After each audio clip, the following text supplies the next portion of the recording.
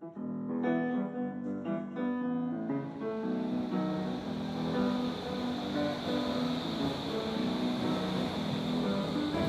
we are here at Berlin Hausvogteiplatz, which was once the old Berlin fashion center. All the shops and firms counted in 1932 were mostly Jewish firms.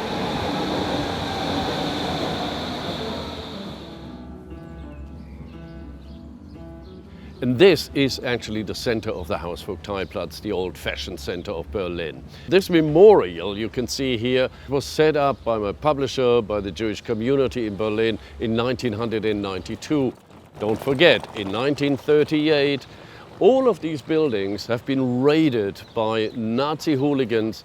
They have thrown out index cards, fabrics. They actually forced them to give up their business. So 2,700 companies were in this immediate neighborhood.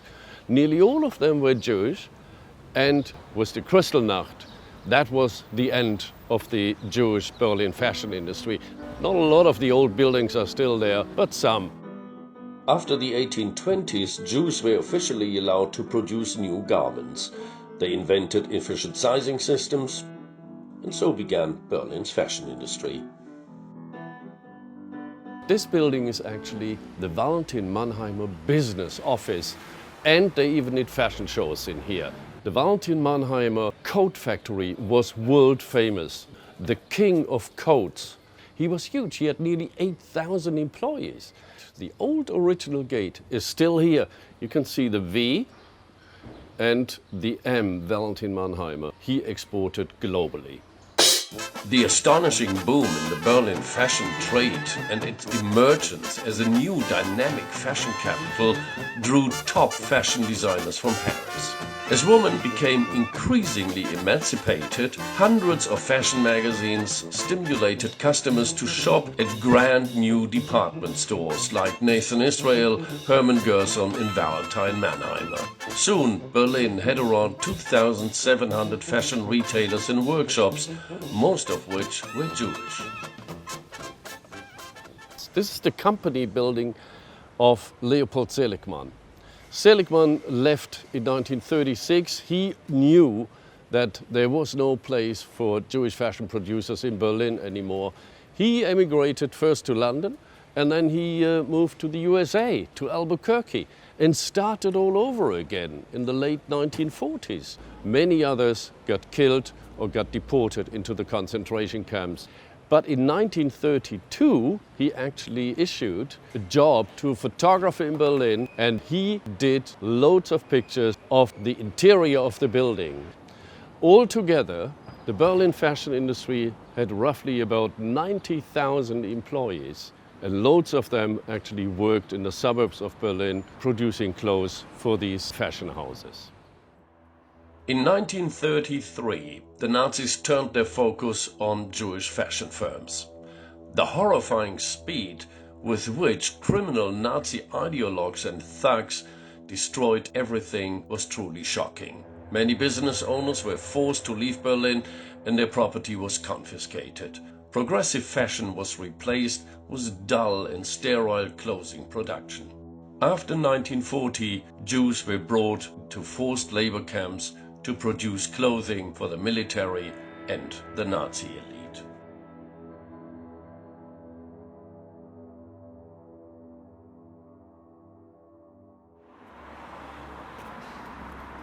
One of the founders of the Berlin fashion industry, David Levine, actually had his company in this building.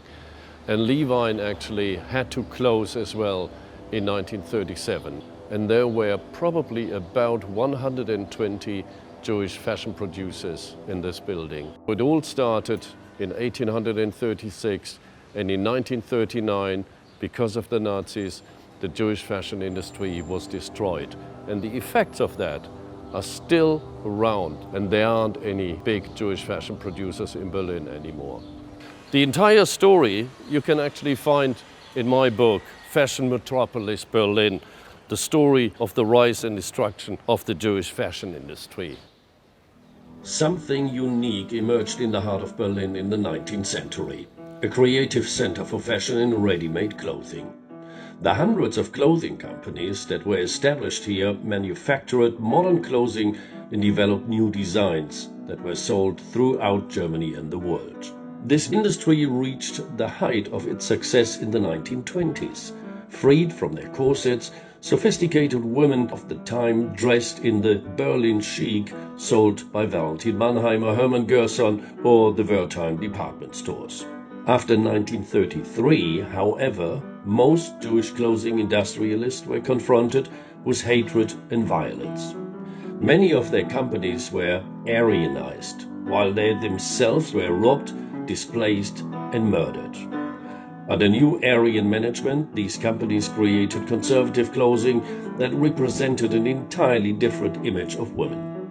This book brings to life Berlin's fashionable past, while also serving as a clear and painful reminder of the great injustice that was committed.